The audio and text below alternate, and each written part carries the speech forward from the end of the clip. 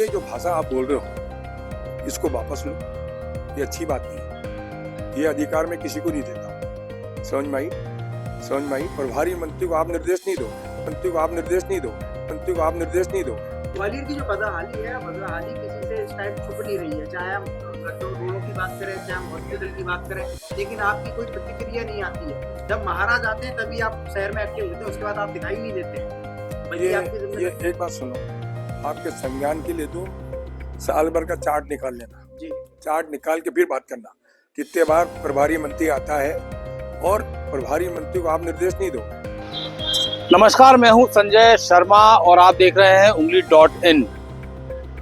एक सवाल है, जिन्हें आप वोट देते हैं, जिन्हें अपनी सुख सुविधाओं के लिए चुनते हैं या जिनको देश चलाने के लिए सत्ता में बिठाते हैं, क्या वो आपके वाकई सेवक होते हैं? ये सवाल तब उठता है जब ग्वालियर के प्रभारी मंत्री, जो लगता है ग्वालियर पर भारी है।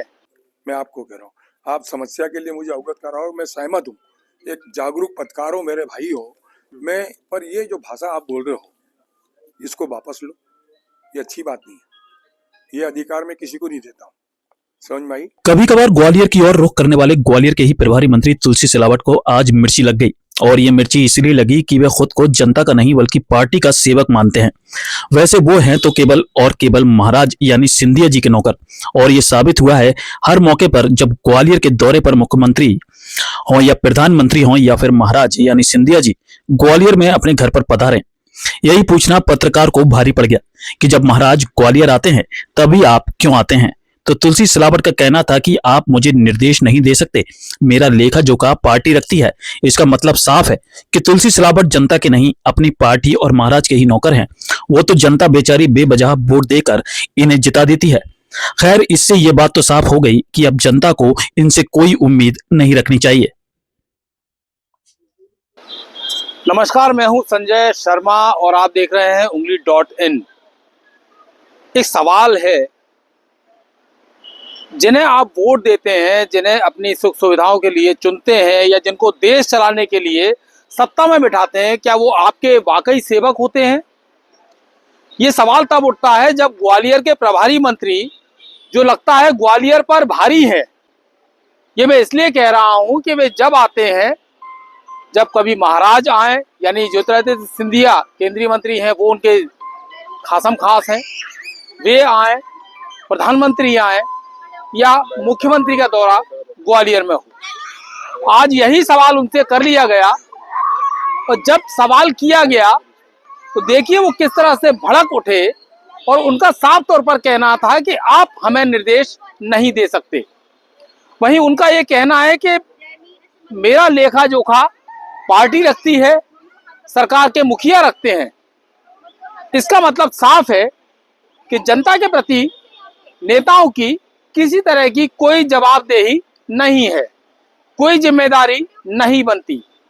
और ये वही जनता है जो उन्हें वोट देकर सत्ता में बिठाती है, अपने टैक्स के पैसे से उन्हें वो तमाम ऐशो आराम और सुख सुविधा प्रदान करती है जिसके वो हकदार नहीं है। जी हाँ, मैं ये कह रहा हूं कि वो इसके हकदार नहीं है, क्योंकि वो जनता के सेवक अपने आप को कहते हैं, लेकिन वे असल में जनता के सेवक कतई नहीं है। जैसा कि उन्होंने अपने बयान में कहा कि मेरी पार्टी मेरे कामों का लेखा जोखा रखती है, मेरा मुखिया यानी मुख्यमंत्री मेरे कामों का लेखा जोखा रखते हैं, और जनता को या आपको मुझे कोई सफाई देने की जरूरत नहीं है। आप मुझे निर्देश या आदेश नहीं दे सकते। ये सुनिए तुलसी सिलावट को। ग्वालियर की जो बदहाली है, बदहाली किसी से इस टाइम छुप नहीं रही है। चाहे हम रोडों की बात करें, चाहे हम हॉस्पिटल की बात करें, लेकिन आपकी कोई प्रतिक्रिया नहीं आती है। जब महाराज आते हैं तभी आप शहर में एक्टिव होते हैं, उसके बाद आप दिखाई नहीं देते हैं। ये एक बात सुनो, आपके संज्ञान के लिए तो साल भर का चार्ट निकाल लेना जी। चार्ट निकाल के फिर बात करना कितने बार प्रभारी मंत्री आता है और प्रभारी मंत्री को आप निर्देश नहीं दोगे। मैं आपको कह रहा हूँ, आप समस्या के लिए मुझे अवगत कराओ, मैं सहमत हूँ, एक जागरूक पत्रकार हो, मेरे भाई हो मैं, पर ये जो भाषा आप बोल रहे हो इसको वापस लो, ये अच्छी बात नहीं है। ये अधिकार मैं किसी को नहीं देता हूँ। समझ में आई? मेरा लेखा जोखा मेरी पार्टी रखती है, मेरी सरकार रखती है, और मैं आपको भी कह रहा हूँ, ग्वालियर के हित में जी आपने बात बोली है। हाँ। उन सारी समस्याओं के समाधान के लिए सरकार हमेशा सजग थी, सजग है, सजग रहेगी।